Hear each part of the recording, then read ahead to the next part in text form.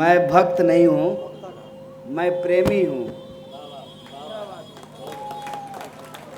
और मैं अपने आप को देश प्रेमी कहता हूँ। देश प्रेमी इसलिए कहता हूँ कि प्रेम में बराबरी होती है। क्या सिपाही जी, पत्नी से प्रेम करते हैं ना, बराबरी होती है ना उसमें। इंस्पेक्टर साहब से प्रेम करते हैं, नहीं करते हैं ना। वहाँ भक्ति होती है, वहाँ ऊंच नीच होता है, प्रेम में बराबरी होती है। इसीलिए मैं भक्त नहीं प्रेमी हूँ। खैर, मेरी आवाज़ जहाँ तक पहुँच रही है, आप सभी लोगों का, मला मराठी येत नहीं, हिंदी चलेगा ना? मेरी आवाज़ जहाँ तक पहुँच रही है, मैं सभी आदरणीय बुजुर्गों का, नौजवान दोस्तों का, माताओं बहनों का और नागपुर के पवित्र भूमि पर निवास करने वाले विदर्भ के इस इलाके के सभी वासियों का, सभी वासिंदों का क्रांतिकारी अभिनंदन करता हूं, आपका इस्तकबाल करता हूं, आपको जय भीम कहता हूं, आपको नमस्कार करता हूं। हमसे पहले माजी मंत्री सुनील केदार जी ने सबका स्वागत कर दिया है। नाम लेने की जरूरत नहीं है, बहुत धन्यवाद आपका। सभी लोगों का स्वागत कर दिया है, इसीलिए मैं इकट्ठे आदरणीय मंच को नमस्कार करता हूं, सबको धन्यवाद करता हूं कि आपने मुझे एक बार फिर से नागपुर आने का मौका दिया। और आज हमारे लिए एक विशेष अवसर है।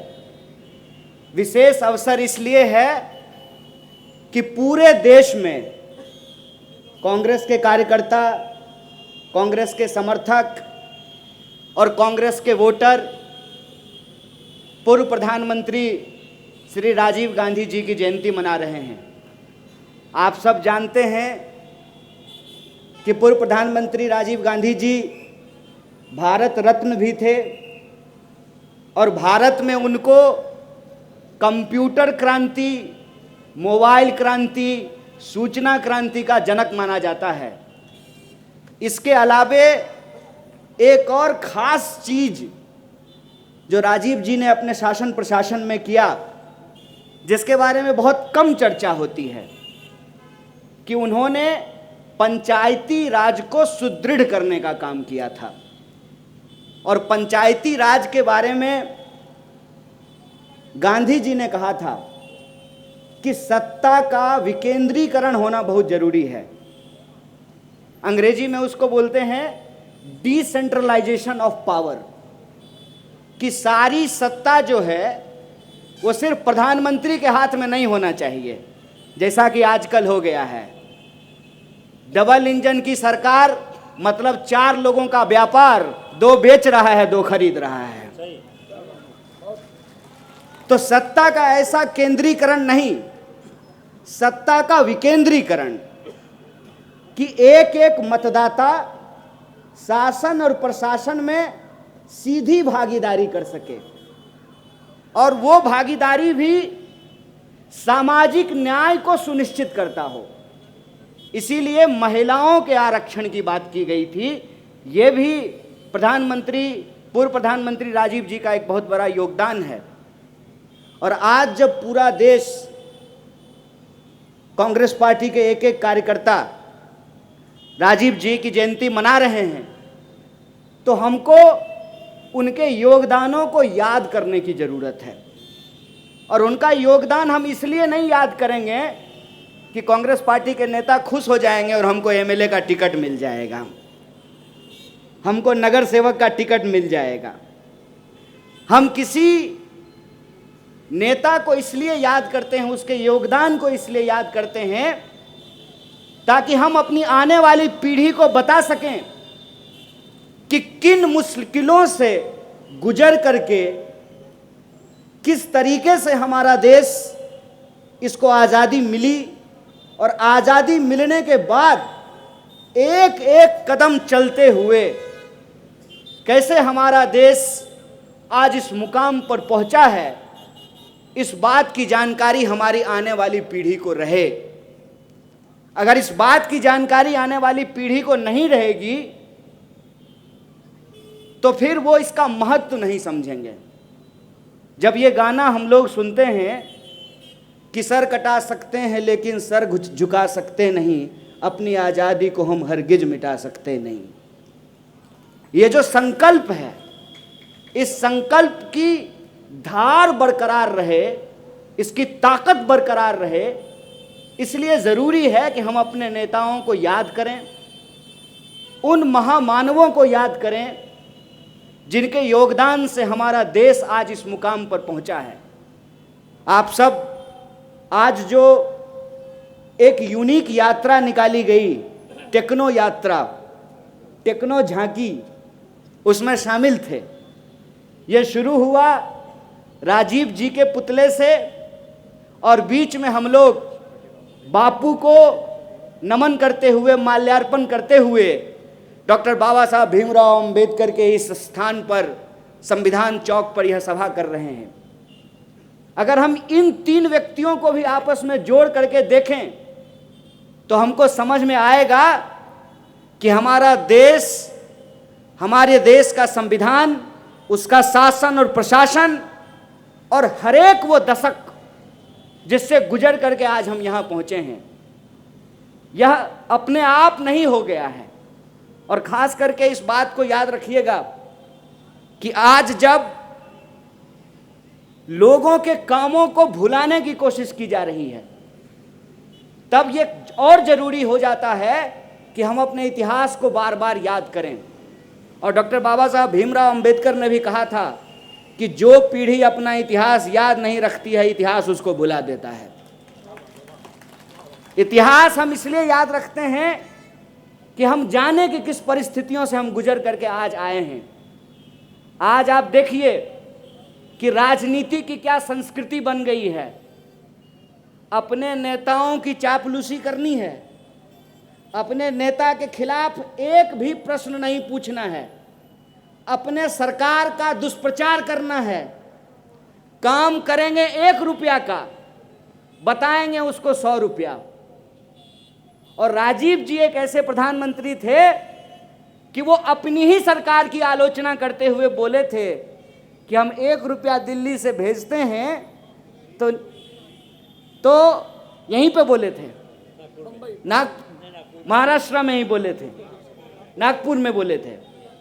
हमको माजी मंत्री नितिन राउत साहब ने करेक्ट किया कि यहीं पे बोले थे कि हम ऊपर से 1 रुपया भेजते हैं, नीचे पहुंचते पहुंचते वो पैसे में तब्दील हो जाता है। अपनी सरकार की आलोचना कौन करता है? और गडकरी साहब तो अपनी सरकार की आलोचना कर भी नहीं रहे थे, बस इच्छा जाहिर किया था कि राजनीति छोड़ देने का मन करता है, उनको छुड़वा दिया है राजनीति। हालत आप देख रहे हैं कि अपनी सरकार तो छोड़ दीजिए, विपक्ष अगर सरकार के ऊपर सवाल पूछना शुरू करे तो क्या क्या होता है।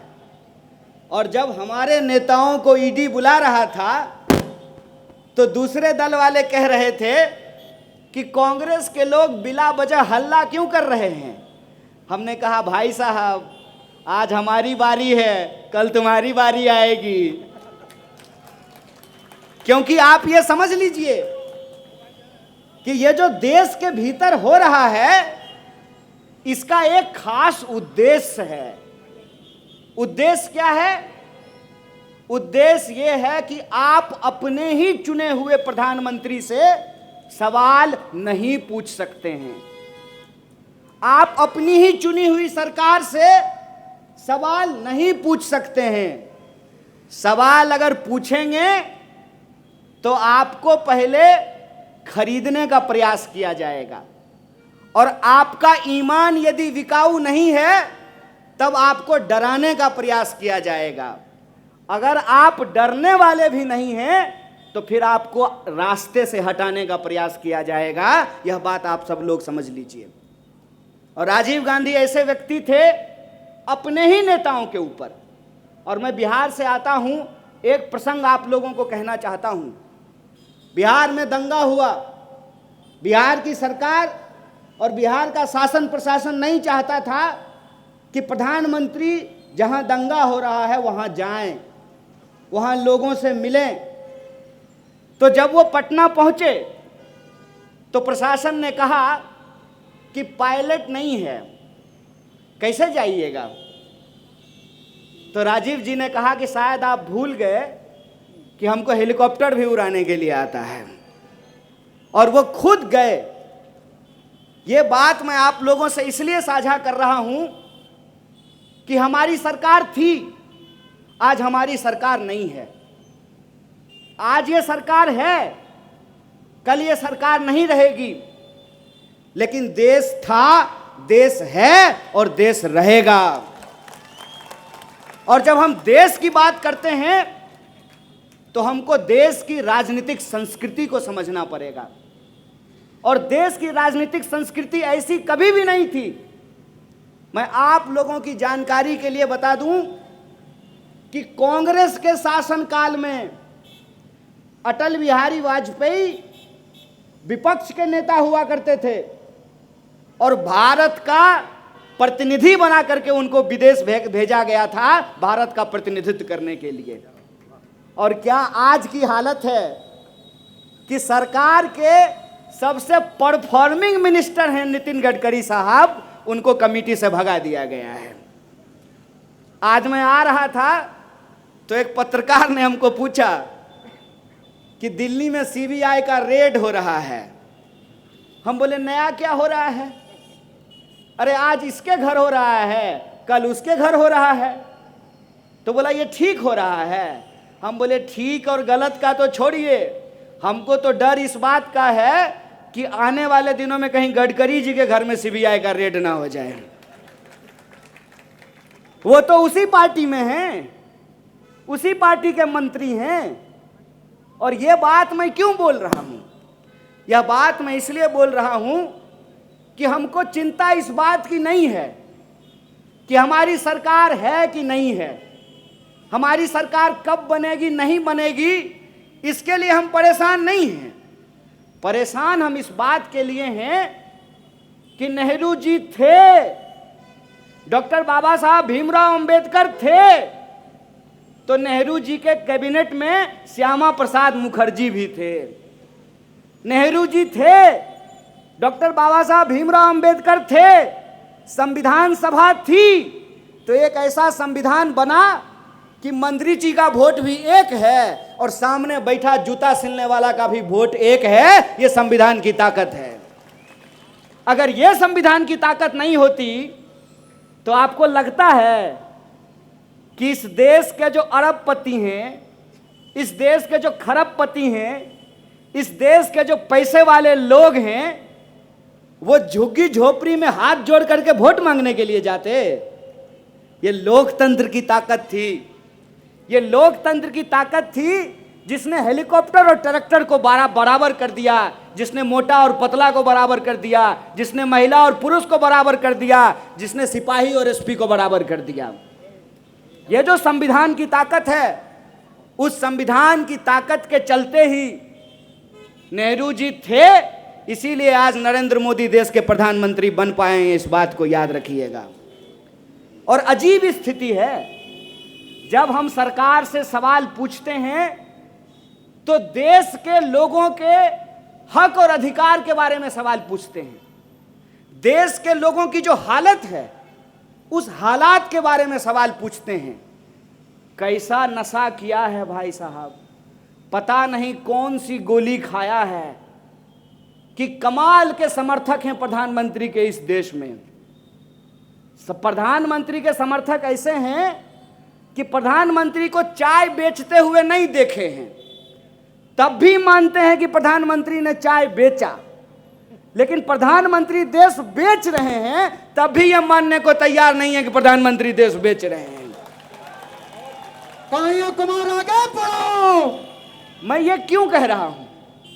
मैं ये इसलिए कह रहा हूं कि हम इंसान हैं, हमारे पास दिमाग है, हमने शिक्षा ग्रहण की है। तो शिक्षा का क्या उद्देश्य है?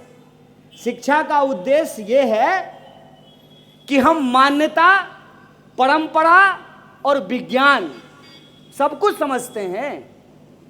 करवा चौथ अगर हो, यहां मैडम बैठी हुई हैं अध्यक्ष जी, करवा चौथ हो तो हम चांद को देखते हैं चलनी से, वो हमारी मान्यता और परंपरा है। लेकिन हमारा बच्चा स्कूल में पढ़ने के लिए जाए और मास्टर साहब यह सवाल पूछें कि चांद किसका सैटेलाइट है, तो कह देंगे चलनी का कि पृथ्वी का बोलेंगे। बोलिए, चांद किसका उपग्रह है? पृथ्वी का है ना। तो विज्ञान और परंपरा का फर्क हम समझते हैं, मान्यता और सच्चाई का फर्क हम समझते हैं। इसीलिए मैं आपसे कहता हूं, भक्ति और प्रेम का फर्क भी समझिए। अगर आप अपने अधिकार को नहीं समझेंगे तो प्रधानमंत्री कब तानाशाह बन जाएगा आपको पता भी नहीं चलेगा, इस बात को याद रखिए। इसीलिए आज देश जिस मोड़ पर खड़ा है, उस मोड़ पर कांग्रेस पार्टी जो देश की सबसे बड़ी विपक्षी पार्टी है, उसकी एक ऐतिहासिक जिम्मेवारी है। और वो ऐतिहासिक जिम्मेवारी ये है कि भले हमको दलीय नुकसान हो जाए, भले हमको बहुत सारा नुकसान उठाना पड़े, सीट का, मंत्री का, एमएलए का, एमएलसी का, लेकिन हमको देश को अपने दल से ऊपर रखना पड़ेगा, इस बात को याद रखिए। और वो परंपरा, जिस परंपरा को, जिस संस्कृति को हमारे पुरखों ने लड़ करके हमको दिलाई है। कोई कहता है कि आज़ादी भीख में मिली है, कोई कहता है कि आज़ादी लीज पर है। हम कहते हैं आज़ादी न भीख पर मिली है न लीज पर मिली है। कितने माँओं की मांग की सिंदूर मिट गई, गोद सूनी हो गई, कुर्बानियों का सिलसिला चला। यहीं खड़े हैं हम लोग, पीछे फ्रीडम पार्क है, 100 शहीदों के नाम वहाँ पे लिखे हुए हैं। लोगों ने अपने सर कटा करके फांसी के फंदे को चूम करके आज़ादी दिलाई है। कहते हैं ना, जाके पैर न फटे बिबाई, वो का जाने पीर पड़ाई। जो देश की आज़ादी के लिए लड़े नहीं, देश की आज़ादी के लिए अपनी जवानी कुर्बान नहीं की, जिनकी माँओं के गोद सुनी नहीं हुई, जिनके बहनों की मांग की सिंदूर नहीं धुली, उनको नहीं पता कि आज़ादी क्या होता है। हम उस संस्कृति से आते हैं। हमको एक बार एक दोस्त ने पूछा कि आज़ादी में किस तरह के लोग हिस्सा लिए। हम बोले आज़ादी में 2 तरह के लोग हिस्सा लिए। हम आज़ादी में भाग लिए और आरएसएस वाले आज़ादी से भाग लिए। और मैं और से का फर्क तो हम पहले भी बता चुके हैं। जब मैं आ रहा था और हमको हमारे कांग्रेस के कुछ वरिष्ठ नेता फ्रीडम पार्क दिखा रहे थे, तो मेरे मन में वो आज़ादी वाली बात याद आ रही थी। जब हम आज़ादी की बात बोलते थे तो यही लोग व्हाट्सएप पे आपसे पूछते होंगे कि किस चीज़ से आज़ादी चाहिए, क्यों आज़ादी चाहिए, देश तो आज़ाद हो गया है, फिर आपको किस बात की आज़ादी चाहिए। अरे इसी बात की आज़ादी चाहिए कि इस देश का नागरिक इस देश के प्रधानमंत्री के आंख में आंख डाल करके उससे सवाल पूछे, इसी बात की आज़ादी चाहिए। आज़ादी कोई भीख है, आज़ादी कोई वरदान है, आज़ादी कुर्बानियों से हासिल की हुई चीज है। और हमको लगातार आज़ादी के उस दायरे को बढ़ाने की ज़रूरत है। आज़ादी के उस मतलब में, उस मायने में इस बात को भी शामिल करने की ज़रूरत है कि जन्म के आधार पर किसी के साथ कोई भेदभाव नहीं होगा, संस्कृति के आधार पर किसी के साथ कोई भेदभाव नहीं होगा, क्षेत्र के आधार पर किसी के साथ कोई भेदभाव नहीं होगा, लिंग के आधार पर किसी के साथ कोई भेदभाव नहीं होगा। जब संविधान ने हमको बराबर किया है तो हम बराबरी के उस एहसास के साथ, बराबरी के उस अधिकार के साथ हम अपनी जिंदगी को जी सकें। जब संविधान ने महिला और पुरुष का वोट बराबर किया है तो आप कौन होते हैं महिला और पुरुष के बीच में विभेद पैदा करने वाले? इस सवाल का जवाब हम पूछ सकें।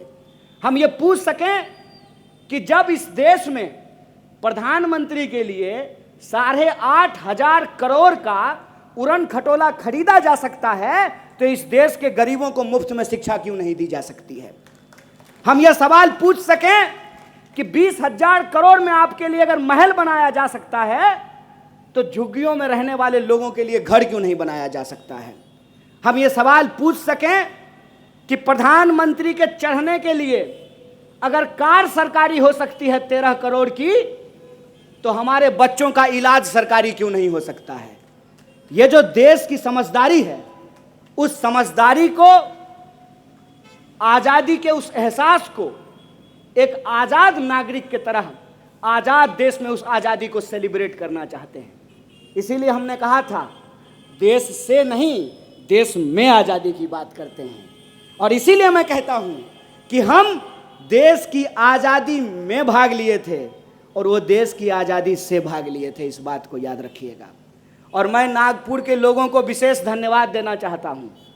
नागपुर के वो नौजवान जिन्होंने एक दिन ठाना और मुख्यालय पे जाकर के झंडा फहरा दिया, और आज हालत देखिए कि हर कार्यालय पे झंडा फहराया जा रहा है। आप लोग विशेष धन्यवाद के पात्र हैं जो कहते थे 3 तिगारा काम बिगाड़ा, तिरंगा झंडा नहीं कहते थे मानेंगे, कहते थे ये जो 3 रंग होता है हमारी मान्यता के हिसाब से अशुभ होता था। आज वही लोग जो एक रंग आपके ऊपर थोपना चाहते थे, आपके बहुरंग को स्वीकार कर लिया है। इसके लिए हम आपको बधाई देना चाहते हैं, आपको धन्यवाद करना चाहते हैं। इसीलिए हमारी जो लड़ाई है वह लड़ाई महज कुर्सी की लड़ाई नहीं है, वह लड़ाई महज सत्ता की लड़ाई नहीं है। हम बार बार जिस भी जलसे में जाते हैं, जिस भी गैदरिंग में जाते हैं, जिस भी मंच पे जाते हैं, हम इस देश के लोगों को यही कहते हैं कि आज के समय में यह लड़ाई 2 सोच के बीच बन गई है। एक वो लोग हैं जो देश को बेचना चाहते हैं, आप वो लोग बन जाइए जो देश को बचाना चाहते हैं। बचाना चाहते हैं कि नहीं चाहते हैं? चाहते हैं ना? तो पूरे आत्मविश्वास से सत्य और सत्ता की इस लड़ाई में सत्य का दामन थामिए, और इस बात को याद रखिए, आपकी संख्या कितनी भी कम क्यों ना हो, चाय की दुकान पर, व्हाट्सएप ग्रुप में, ऑफिस में, बस में, ट्रेन में, खेत में, खलिहान में एक अकेला सच अगर खड़ा हो जाए तो 100 संगी गीदड़ भाग खड़े होंगे। इस बात को याद रखिएगा, सच के साथ खड़े रहिए। आजकल कई बार लोग झूठ का सहारा लेकर के शेर बनने की कोशिश करते हैं, तो मैं उनको कहता हूं, अव्वल तो ये कि शेर जो है वो 2 ही जगह रहता है, या तो चिड़ियाघर में या जंगल में। शेर जो है वो प्रधानमंत्री आवास में नहीं रहता है, या तो जंगल में रहता है या चिड़ियाघर में रहता है। और कई बार लोग क्या करते हैं ना, घर में जो पेट पालते हैं, कुत्ता लोग पालते हैं ना, तो प्यार से उसको भी शेरू कहना शुरू कर देते हैं, नहीं कहते हैं? तो कुत्ता को शेरू शेरू कहेंगे तो वो शेर हो जाएगा, और आम के पेड़ के नीचे खड़ा होकर उसको कटहल कटहल कहेंगे वो कटहल हो जाएगा। तो कांग्रेस के कार्यकर्ताओं को कोई कहेगा कि ये भ्रष्ट है, चोर है, तो वो भ्रष्ट हो जाएगा। कांग्रेस की परंपरा इस देश के भीतर आजादी की परंपरा है, इस बात को याद रखिएगा। कांग्रेस की परंपरा इस देश में अंग्रेजों को मार भगाने की परंपरा है, इस बात को याद रखिएगा। कांग्रेस की परंपरा गुलामी के खिलाफ सबकी बराबरी की परंपरा है, इस बात को याद रखिएगा। और आजादी के आंदोलन के जितने प्रतीक हैं वो सारा प्रतीक हमारा है, इस बात को याद रखिएगा। DD1 पर एक धारावाहिक चलता था, भारत एक खोज, और भारत एक खोज के एक एपिसोड में नेहरू जी का एक क्लिप दिखाया गया है। नेहरू जी पूछते हैं सामने बैठे हुए लोगों से, जैसे आज हम लोग आ रहे थे तो भारत माता की जय का नारा लगा रहे थे, वंदे मातरम का नारा लगा रहे थे, तो नेहरू जी पूछते हैं बैठे हुए आम भारतीयों से कि कौन है भारत माता। तो सामने से लोग अलग अलग जवाब दे रहे हैं। कोई कह रहा है कि खेत और खलिहान है भारत माता, कोई कह रहा है कि नदी और पहाड़ है भारत माता। तो नेहरू जी कहते हैं कि ना खेत और खलिहान, नदी और पहाड़, बल्कि आप सब लोग जो इस देश के लोग हैं वही है भारत माता। जब हम भारत माता की जय बोलते हैं, इसका मतलब भारत की जय होता है, भारत के लोगों की जय होता है। और देश हमेशा देश के लोगों से बनता है, और देश के लोगों के जो हक और अधिकार हैं, उस हक और अधिकार के लिए लड़ना, सच्चाई के लिए खड़ा होना ही देशभक्ति होती है, देश प्रेम होता है। इस बात को याद रखिएगा। अगर किसी को इलाज नहीं मिल रहा है, अगर किसी को पढ़ाई नहीं मिल रही है, अगर किसी को चलने के लिए सड़क नहीं है, अगर किसान को उनके फसल का दाम नहीं मिल रहा है, मजदूर को उनकी मजदूरी नहीं मिल रही है, और लोगों को उनकी पहचान के आधार पर अगर बराबर का आत्मसम्मान नहीं मिल रहा है, तो हम अपनी आज़ादी को और उसके दायरे को और उसके मुकम्मल इम्तिहान को आज तक पूरा नहीं कर पाए। इस बात को याद रखिएगा। आज़ादी इस बात पर निर्भर करती है कि सबको काम मिले, सबको शिक्षा मिले। इसीलिए हम बार बार बोलते हैं, सबको शिक्षा, सबको काम, मजदूर को मजदूरी, किसानों को उनके फसल का दाम, व्यापारी को व्यापार, सबको मिले बराबर का अधिकार। हिंदू हो या मुसलमान, महिला हो या पुरुष, सबको मिले बराबर का आत्मसम्मान, तब बनेगा देश महान। इस बात को याद रखिएगा। नारा लगाने से होगा? इंडिपेंडेंस डे वैलेंटाइन डे नहीं है। इस बात को याद रखिएगा कि गुलाब दे दिए, लव यू और love you too. Independence day Valentine day नहीं है। इंडिपेंडेंस डे आजादी का दिन, उस संकल्प को याद करने का दिन है कि इस आजादी के दायरे को हमको वहां तक पहुंचाना है कि हमारे देश का कोई भी नागरिक भूखा ना सोए। इस बात के लिए है, उस संकल्प को दोहराने के लिए है कि किसी को भी उसके रैंक के आधार पर जलील नहीं किया जाए। सोच करके बताइएगा, आप बीमार हो गए हैं, अस्पताल में इलाज करवाने के लिए गए हैं, डॉक्टर साहब आपको सुई दे दिए हैं, स्वीपर आकर के अगर आपका वार्ड साफ नहीं करेगा तो आप ठीक होइएगा? तो आपके काम के आधार पर डॉक्टर और स्वीपर का फर्क हम जिस दिन मिटा देंगे ना, उस दिन हम आज़ादी के अपने लक्ष्य को प्राप्त कर लेंगे। इस बात को याद रखिएगा। और ये जो पूरी की पूरी लड़ाई है, आज उस संविधान को, उस लोकतंत्र को बचाने की लड़ाई है। लोग पूछते हैं, कह रहे काहे तुम लोग रोड पे निकल करके हल्ला कर रहे हो? हम बोले हल्ला नहीं कर रहे हैं, इस बात को आपको समझा रहे हैं कि समझ लीजिए कि 35 करोड़ भारतीय थे हम लोग, और मुट्ठी भर अंग्रेज थे, और 35 करोड़ भारतीयों को उन मुट्ठी भर अंग्रेजों ने 200 साल तक गुलाम बना करके रखा था। अपने ही खेत में आप कौन सा फसल लगाना चाहते हैं, इस बात की आज़ादी आपको नहीं थी। अपने ही घर में आप कैसे रहना चाहते हैं, इस बात की आज़ादी नहीं थी। अपने ही टैक्स के पैसे से जो स्कूल बना है, उस स्कूल में पढ़ने की आज़ादी नहीं थी। और अपने हमारे ही देश में बने हुए रेस्टोरेंट में अंग्रेजों के साथ बैठ करके खाना खाने की आज़ादी नहीं थी। ये जो आज़ादी हमको मिली है, यह आज़ादी संघर्षों से मिली है, यह आज़ादी बलिदान से मिला है। और सबसे मुश्किल की बात यह है कि कल के अंग्रेज को तो आप पहचान लेते। अरे जो गोरा गोरा होगा, सूट बूट पहना रहेगा, घोड़ा पे बैठा रहेगा, तो उसको पहचान लेंगे कि ये अंग्रेज है। इसको कैसे पहचानिएगा? कैसे पहचानिएगा? कि वो आके कहेगा कि हम तो चाय बेचते थे, हम तो ओबीसी हैं, हम तो हिंदू हैं, हम तो गरीब हैं, मेरी माँ बर्तन मांजती थी, मेरे पिताजी रेलवे स्टेशन पे चाय बेचते थे। कैसे पहचानिएगा इसको? मैं एक प्रश्न पूछता हूँ हमेशा खुद से मैं जहां से आता हूं और जो मेरी सच्चाई है, कोई अगर चाय बेचने वाला का बच्चा देश का प्रधानमंत्री बन जाए तो मेरे जैसे व्यक्ति को इससे ज्यादा खुशी नहीं हो सकती है। मेरी मां आंगनवाड़ी में काम करती है।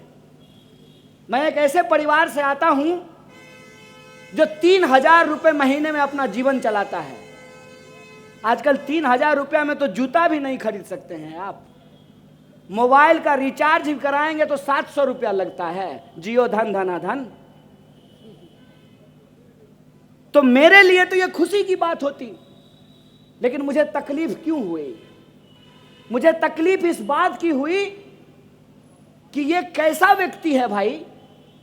ये तो कुल्हाड़ी में लगे हुए उस लकड़ी की तरह है जो लकड़ी पेड़ से कटा है और वो लकड़ी कुल्हाड़ी में लग करके फिर उसी पेड़ को काट रहा है। ये तो कालिदास की कहानी हो गई कि जिस डाल पे बैठे हैं उसी डाल को आप काट रहे हैं। एक गरीब व्यक्ति अगर देश का प्रधानमंत्री बना है तो वो गरीब के बारे में सोचेगा ना, वो उस देश के आम लोगों के बारे में सोचेगा ना। अगर वो सचमुच में चाय बेचने वाला व्यक्ति है तो चीनी 200 रुपए किलो बिकेगा। अगर वो सचमुच गरीब का बच्चा है तो इस देश के सरकारी संस्थान बेचे जाएंगे। ये प्रश्न जब मेरे मन में आया तो मुझे लगा कि जिसको चापलूस कहना है कहने दो, लेकिन हम सच बोलेंगे। और सच ये है कि कांग्रेस पार्टी का कमान राजीव गांधी जैसे व्यक्ति के हाथ में था, इसीलिए हमारे जैसे व्यक्ति इस देश में पढ़ पाए, पीएचडी कर पाए। और पीएचडी जब हमने की है, आपके खून और पसीने के कमाई से हमने अगर पढ़ाई की है, आपका नमक हमने खाया है, तो हम नमक हलाली करेंगे और जो सच है पूरी ईमानदारी से जनता के बीच में जाकर के बोलेंगे। और सच ये है कि कोई भी हो अगर इस देश को बेचने का साजिश करेगा, अगर हम दो हमारे दो की नीति पे चल करके इस देश में तबाही फैलाने का काम करेगा, अगर इस देश के सरकारी संस्थानों को बेच करके अपने सरकारी दोस्तों को खजाने को भरने का काम करेगा, अगर इस देश में रहने वाले लोग चाहे तिलक लगाते हो या टोपी पहनते हो उनको आपस में लड़ाने का काम करेगा, अड़ करके उसके सामने में खड़े हो जाएंगे। और आज हम अड़ करके उसके सामने में खड़े हैं कि इस देश में, आजाद देश में आजादी तभी सुरक्षित रहेगी जब आजाद तरीके से सोचने वाले लोग उठ खड़े होंगे, मिलजुल करके इस अन्यायचारी अत्याचारी सरकार के खिलाफ मुकाबला करेंगे। ये चुनौती आज हमारे सामने सबसे बड़ी है। इसीलिए मैं आप तमाम युवाओं से और आप तमाम कार्यकर्ताओं से एक बात कहना चाहता हूं। आज हमारा देश एक गंभीर परिस्थिति से गुजर रहा है। गंभीर परिस्थिति यह है कि जिन लोगों को हमारी लड़ाई में, हक और अधिकार के इस संघर्ष में हमारे साथ खड़ा होना था, वो आज उनको बर्बाद करने वाले, लूटने वाले लोगों के साथ जाकर के खड़े हो गए हैं। और आप कोई भी प्रश्न खड़ा कीजिए तो आपको कहेंगे कि ये तो कांग्रेस के जमाने में भी होता था। कांग्रेस के जमाने में यह होता था कि बलात्कारी को संस्कारी बताया जाए। बोलिए, ज्यादा पुरानी बात नहीं है। निर्भया का कांड हुआ था दिल्ली में, कांग्रेस का कोई नेता बोला था कि बलात्कार करने वाले संस्कारी हैं, बलात्कार वाले ब्राह्मण हैं, अच्छे कुल के हैं? कोई ये बात बोला था? आज हमारी आंखों के सामने क्या हो रहा है? जब प्रधानमंत्री लाल किले के प्राचीर से नारी सम्मान की बात करते हैं, ठीक उसी वक्त 11 बलात्कारियों को जेल से छोड़ दिया जाता है, उनको रिहा कर दिया जाता है। यह शर्मनाक है। बतौर समाज हम सड़ रहे हैं। यह हमको सोचने की जरूरत है कि हमारी संवेदना को किस तरीके से मारी जा रही है। आप सोच करके देखिए कि जिस महिला के साथ बलात्कार हुआ, वो महिला जब टीवी पे देख रही होगी वो फोटो, वो वीडियो कि उन बलात्कारियों को माला पहनाया जा रहा है, उनको मिठाई खिलाया जा रहा है, उसका दिल कितना रो रहा होगा, इस बात को सोच करके देखिए। इसीलिए मैं कांग्रेस के एक एक कार्यकर्ताओं को कहना चाहता हूं कि बहुत चुनौतीपूर्ण समय है। और इस चुनौतीपूर्ण समय में अपने स्वार्थ को छोड़ना सबसे पहले जरूरी है। अगर हम अपने स्वार्थ को नहीं छोड़ेंगे, ना हम बचेंगे ना देश बचेगा, इस बात को याद रखिएगा। इसीलिए हम आप तमाम लोगों से यह आग्रह करना चाहते हैं, सत्ता थी तब सत्ता के लिए लड़ रहे थे तो समझ में आता है कि मंत्री नहीं बनाया, प्रधानमंत्री नहीं बनाया, मुख्यमंत्री नहीं बनाया। आज सत्ता के लिए नहीं, मेरे भाई मेरी बहनें, सत्य के लिए संघर्ष करने की जरूरत है, इस बात को याद रखिएगा। और मैं दावे से आपको कहता हूं, जैसे सांप का बच्चा भी सांप होता है ना, उसके अंदर जहर होता है, वैसे ही गुलाब की कली भी गुलाब ही होती है, उसके अंदर सुगंध होता है। जैसे संघी कभी भी आजादी का सम्मान नहीं कर सकते हैं, वैसे ही कांग्रेसी कभी भी आजादी का परचम झुकने नहीं दे सकते हैं, इस बात को याद रखिएगा। और आज हमारी प्राथमिकता यह है कि हमको बस एकजुट हो जाने की जरूरत है। और ये लगान टीम में आज भी इतना ताकत है कि कचरा भी अपने स्पिन से ब्रिटेन के बड़े बड़े बॉलर को बोल्ड कर दिया था। मैं दावे के साथ आपको कहता हूं कि आज अगर आप राजीव जी की जयंती मना रहे हैं तो आप ये संकल्प लीजिए कि कुछ भी हो जाए, संघ परिवार के इस लूट के खिलाफ कांग्रेस परिवार एकजुट रहेगा, इस बात को आपको संकल्प लेना है। और एक बार अगर आप एकजुट हो गए, मैं दावे के साथ कहता हूं, सब कुछ होने के बावजूद, धन दौलत गोला बारूद मीडिया सब कुछ होने के बावजूद, आज भी इतनी इनकी ताकत नहीं है कि अगर हमारा पूरा नेतृत्व मन मिला ले तो कोई माई का लाल हमको हरा नहीं सकता है।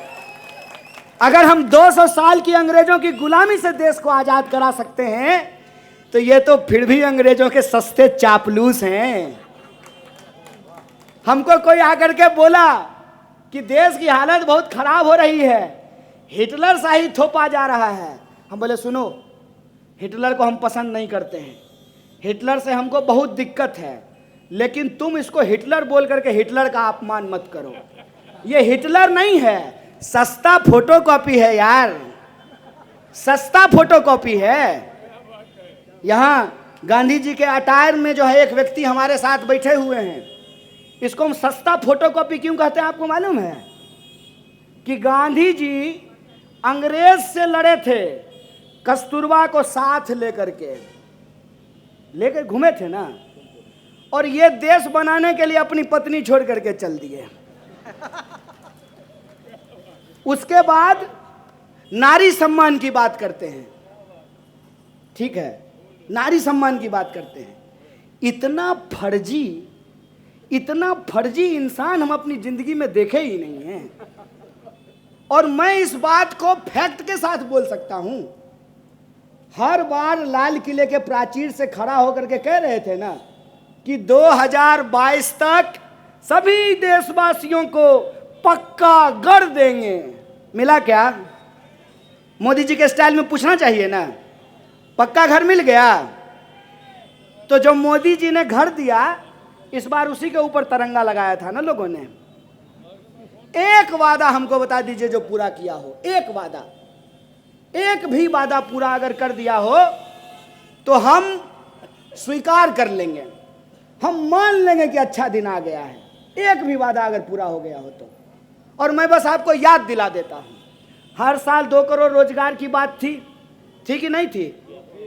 सबके खाते में 15 लाख रुपया देने की बात थी, सब किसानों की आमदनी दोगुनी करने की बात थी, सबको पक्का मकान देने की बात थी। एक भी चीज हुआ है? हो क्या रहा है? दुष्यंत कुमार कहते हैं कि कहाँ तो तय था चिरागा हर एक घर के लिए, कहाँ चिराग मयस्सर नहीं शहर के लिए।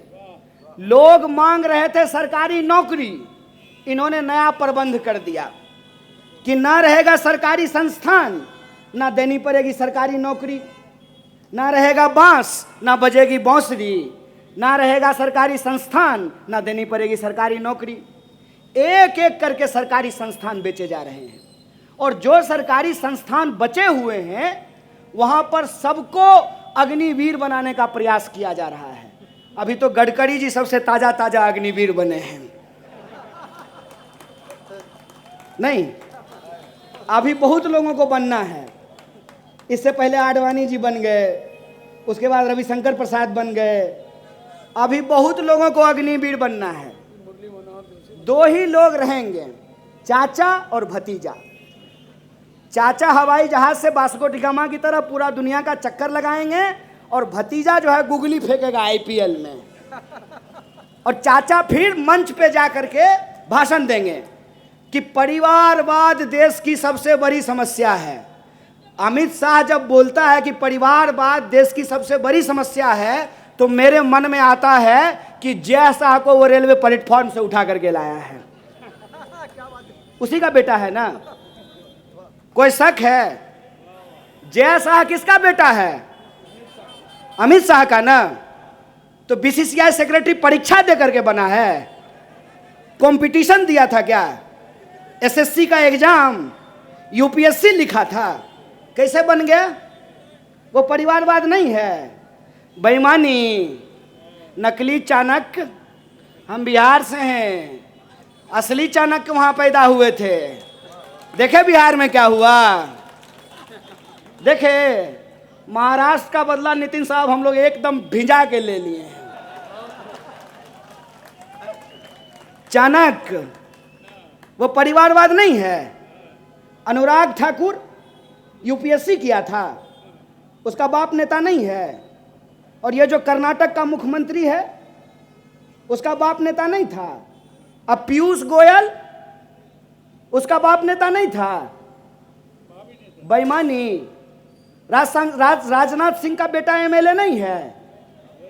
तो भाजपा का परिवारवाद नहीं है।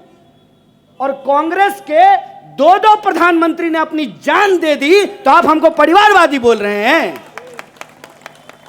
दो प्रधानमंत्री ने अपनी जान गंवाई है इस देश के लिए, उसको आप परिवारवाद बोल रहे हैं। और अपने बेटा को बीसीसीआई का सेक्रेटरी बना रहे हैं। यह परिवारवाद नहीं है, यह बेईमानी है। मैं कांग्रेस के एक एक कार्यकर्ताओं को कहता हूं, इन बेईमानों के सामने झुकिए मत, इन झूठों के सामने रुकिए मत। अगर ये टोके तो इसको पलट करके सवाल पूछिए इस बात का। जब हम दंगा की बात करते हैं तो हमको 84 याद दिलाते हैं।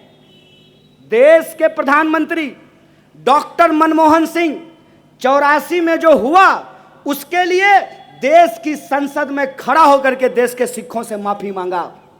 है हिम्मत? मांगेंगे नरेंद्र मोदी 2002 के लिए देश के मुसलमानों से माफी? ये सवाल मैं पूछना चाहता हूं।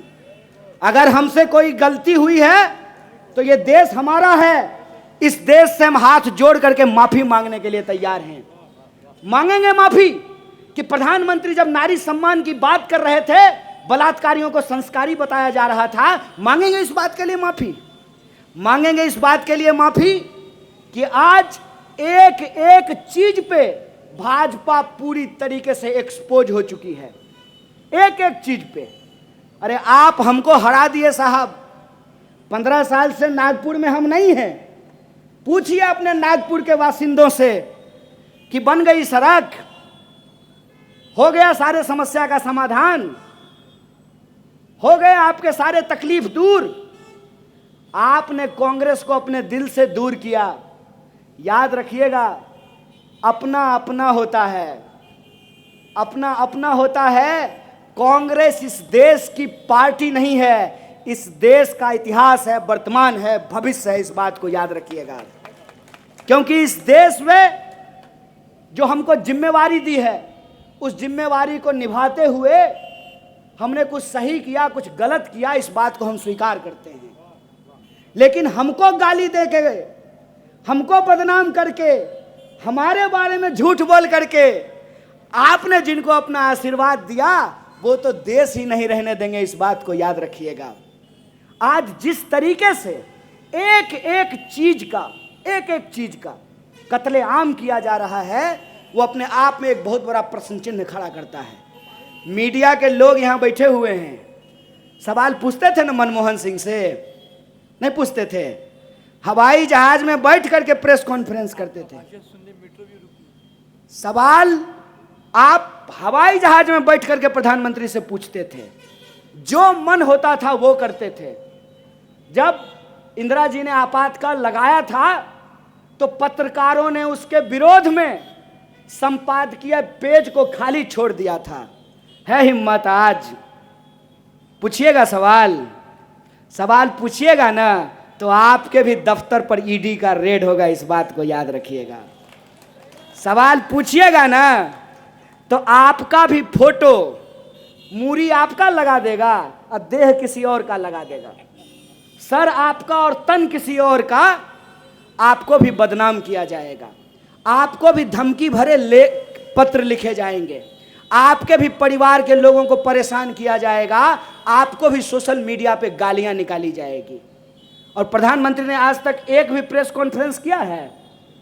कहते थे मनमोहन सिंह मौन मोहन सिंह हैं, यही बोलते थे ना।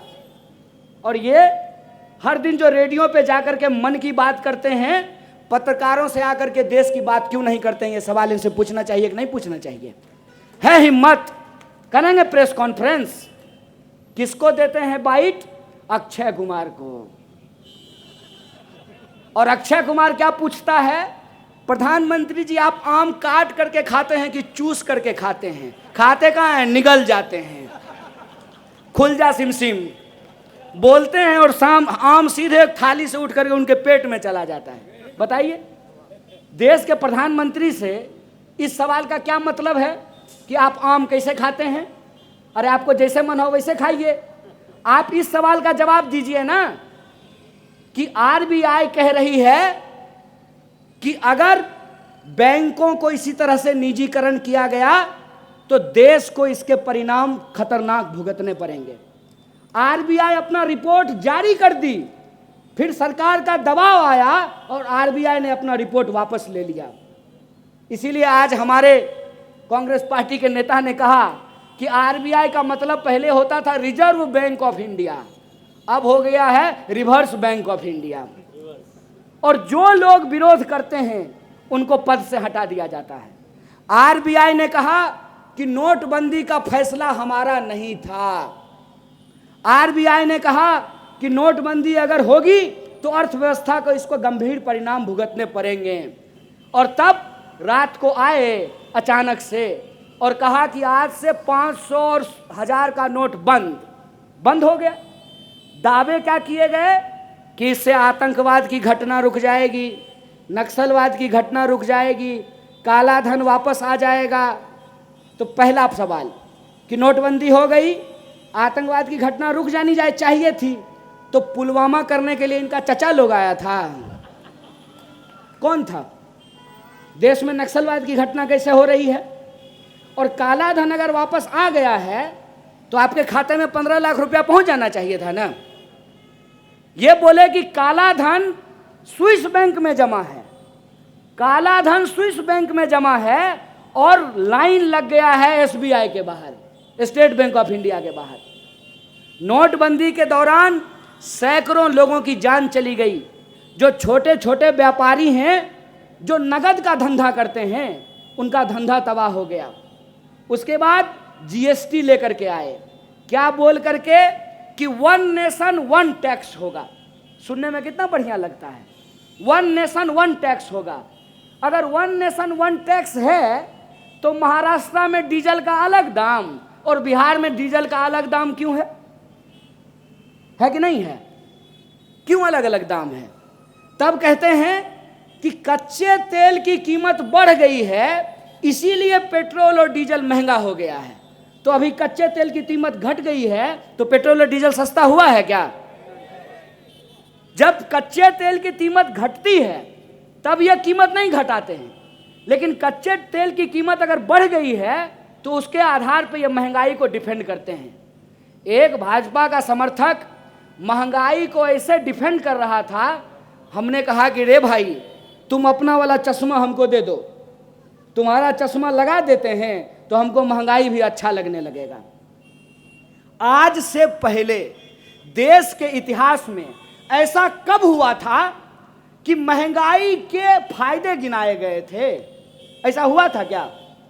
जब रुपए ऐतिहासिक तौर पर डॉलर के मुकाबले सबसे निचले स्तर पे चला गया है, तो एक बिका हुआ पत्रकार टीवी पे आकर के कह रहा था कि देखिए रुपया कमजोर हो गया है, इसका क्या क्या फायदा है। इसका फायदा ये है कि भारत के बाहर जो रहने वाले लोग हैं वो डॉलर में पैसा कमाते हैं, तो वो वहाँ अगर $1 कमाएंगे तो उनको 100 रुपया हो गए। हम बोले प्रचंड मूर्ख है कि भारत से बाहर भारत के कितने लोग रहते हैं, भारत के भीतर भारत के लोग ज़्यादा रहते हैं ना। तो अंतर्राष्ट्रीय बाजार में अगर रुपए की कीमत कम होगी तो हम जो बाहर से सामान मंगाते हैं वो सामान महंगा हो जाएगा, और सामान जब महंगा होगा तो महंगाई से लोगों की जान निकल जाएगी। और महंगाई का हालत ये है, महंगाई है कि नहीं है? ऐसा तो नहीं है ना कि सिर्फ कांग्रेस पार्टी को महंगाई दिख रही है, महंगाई सबके लिए है ना। ऐसा तो नहीं है कि पेट्रोल पंप पे अगर आप भाजपा का बिल्ला लगा करके जाइएगा तो पेट्रोल आपको 50 रुपये लीटर मिलेगा, ऐसा है क्या? हिंदू को भी 100 रुपया, मुसलमान को भी, दलित को भी, ब्राह्मण को भी, महिला पुरुष सबको, कोई छूट नहीं। तो जब महंगाई हिंदू और मुसलमान नहीं कर रहा है तो प्रभु आप लोग का हिंदू और मुसलमान कर रहे हैं। देश जब महंगाई से मर रही है, तबाह हो रही है, तब आप हिंदू और मुसलमान क्यों कर रहे हैं? देश जब बेकारी से जूझ रही है, देश में सबसे ज़्यादा बेकारी है, तब आप हिंदू और मुसलमान क्यों कर रहे हैं? इस बात को समझिए कि ये अंग्रेजों के पक्के सिद्ध हैं। जैसे होता है ना गुरु जी का पक्का चेला, कि अंग्रेज से ये एकदम पक्का नुस्खा सीखे हैं। एकदम हकीम साहब का पुड़िया नहीं होता है, चूरन, वो एकदम चूरन खाए हैं बराबर। कि अंग्रेज जैसे देश को डिवाइड एंड रूल करते थे, हिंदू मुसलमान बोल करके लड़ाते थे, और हम 35 करोड़ भारतीयों के ऊपर राज करते थे। कपास हमारा, यहाँ से ले जाते थे, वहाँ कपड़ा बनाते थे, वापस ला करके हम ही को बेचते थे, और जो मुनाफा होता था उससे कोठियाँ बना करके यहाँ रहते थे और हमारे ऊपर कोड़े बरसाते थे। ऐसा होता था कि नहीं होता था? यही अब हो रहा है हमारे साथ। BSNL याद है? धीरे धीरे इतिहास होने वाला है। BSNL को क्या कहा जाता था? भाई साहब नहीं लगेगा। जियो धन धना करके मजा आ रहा है ना। पहला बार जब जियो आया तो फ्री था, तो लोग ही प्रचार कर रहे थे, पूछते थे कि कौन सा सिम यूज करते हो, तो कह दिए एयरटेल या BSNL। कहता था भारी बेवकूफ़ आदमी हो, जियो क्यों नहीं ले लेते हो, फ्री में मिल रहा है। हम कहते थे रे भाई, बड़े बुजुर्ग कहते थे कि फ्री का सामान बहुत खतरनाक होता है। फ्री में जियो मिल रहा है क्या सिपाही जी? फ्री में जियो मिल रहा है अब, पहले मिला था ना? क्यों मिला था? इसीलिए मिला था कि जब BSNL नहीं रहेगा ना, तो अभी 700 रुपया दे रहे हैं, कल को 7,000 रुपया भी अगर मांगेगा ना अंबानी तो आपको देना पड़ेगा। इस बात को याद रखिएगा। सरकारी संस्थान इसलिए होते हैं कि निजी संस्थान उसके मुकाबले बेतहाशा मूल्य वृद्धि ना कर सकें। सरकारी संस्थान इसलिए होते हैं कि जो निजी संस्थान से खरीद सकता है वो निजी संस्थान में खरीदेगा, और जो इस देश का आम गरीब लोग है वो सरकारी संस्थान में अपनी ज़रूरतों को पूरा करेगा। याद रखिएगा, जिस दिन रेलवे बिक गई ना, जैसे कोरोना के लॉकडाउन के दौरान लोग हजारों किलोमीटर पैदल चल करके घर पहुंचे थे, वैसे ही ये आदमी, ये झूठा आदमी जो बोला था कि हवाई चप्पल वाले को हवाई जहाज में पहुंचाएंगे, असल बात यह है कि हवाई जहाज में चलने वाले को भी ये हवाई चप्पल में ला करके छोड़ेगा। इस बात को याद रखिएगा। ये इस देश के संपत्ति को अपने दोस्तों के ऊपर लुटा करके छोड़ेगा। इस बात को याद रखिएगा। आज BSNL नहीं है। BSNL जो सबको लाइसेंस देता था, आज उसी के पास लाइसेंस नहीं है।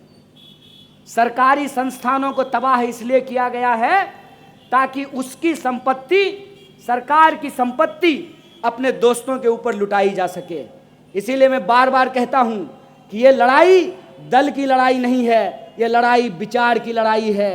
एक तरफ वो लोग हैं कि सरकारी संपत्तियों की लूट और सरकारी दोस्तों को छूट मिल रही है, और एक तरफ हम लोग वो हैं जो गांधी को मानने वाले लोग हैं, नेहरू और बाबा साहब भीमराव अंबेडकर के विचारों पे चलने वाले लोग हैं। यह देश हमारा है, इस देश को हमको बचाने का संकल्प लेना पड़ेगा। अग्निवीर का जब आंदोलन बिहार में हो रहा था, मैं बिहार गया तो मैं नौजवानों से पूछ रहा था, क्या दोस्त, क्या हाल चाल? बोला भैया गलती हो गया। क्या गलती हो गया? बोला आपको हम जब कहते थे ना तो हमको बुरा लगता था। बोले क्या बुरा लगता था? हमको लगता था कि आप देश को बदनाम कर रहे हैं प्रधानमंत्री से सवाल पूछ करके, लेकिन आप जो सवाल पूछते थे ना वो सब सवाल सही था। जो आदमी अपनी पत्नी का नहीं हुआ वो देश का क्या होगा? फिर मैंने उन नौजवानों को पूछा कि तुमको अब क्या लगता है? बोला ठग लिया, ये तो भारी ठग लिया भैया। हम लोग दिन भर व्हाट्सएप पे इसका प्रचार करते थे, फोटो लगाते थे, जो जो किया कहा सो किए, थाली बजाए, ताली बजाए, सब कुछ किए इस आदमी को, लेकिन आज ये आदमी हमारे पेट पे लात मार दिया है। हम बोले पेट पे लात कैसे मार दिया है? बोला बताइए भैया ये कोई बात होती है कि प्रधानमंत्री बनेगा 5 साल के लिए और हमको नौकरी मिलेगी 4 साल के लिए? हम बोले समझ में आ रहा है सिपाही जी, देख लीजिए आपकी भी बारी आएगी, आप भी 4 साल के लिए नौकरी लीजिएगा। नौजवान सब जब रोड पे निकलता है ना अपने रोजगार मांगने के लिए, अपने महंगाई के खिलाफ, देश में हक और अधिकार के लिए, तो उसको डंडा मत मारिए, क्योंकि उसको डंडा मारिएगा ना, अगर वो लड़ने का हिम्मत छोड़ देगा ना तो आपका पेंशन कल को बंद हो जाएगा, तो आपके लिए कोई लड़ने वाला नहीं रहेगा। और ये किसी को नहीं छोड़ने वाला है। जैसे अग्निपथ स्कीम फौज में लाई गई है वैसे ही अब बैंक में लाया जा रहा है कि अब बैंक की नौकरी नहीं होगी परमानेंट, 4 साल की नौकरी होगी। 4 साल का मास्टर बनेगा, 4 साल का सिपाही बनेगा, 4 साल का सेना में नौकरी होगा। ये बेईमानी को समझिए, ये इस देश को सेल पे लगा दिए हैं। इसीलिए आप सबसे आग्रह करना चाहते हैं कि एक चुनौतीपूर्ण स्थिति में हम लोग फंसे हुए हैं। एक तरफ हमको अपनी जिंदगी की जो रोज की जद्दोजहद है उससे भी जूझना है। विद्यार्थी को पढ़ना है, किसान को खेती करनी है, मजदूर को मजदूरी करनी है, पत्रकार को पत्रकारिता करना है, बिजनेस करने वाले लोगों को दुकान चलाना है, महिलाओं को घर भी संभालना है, नौकरी भी करनी है।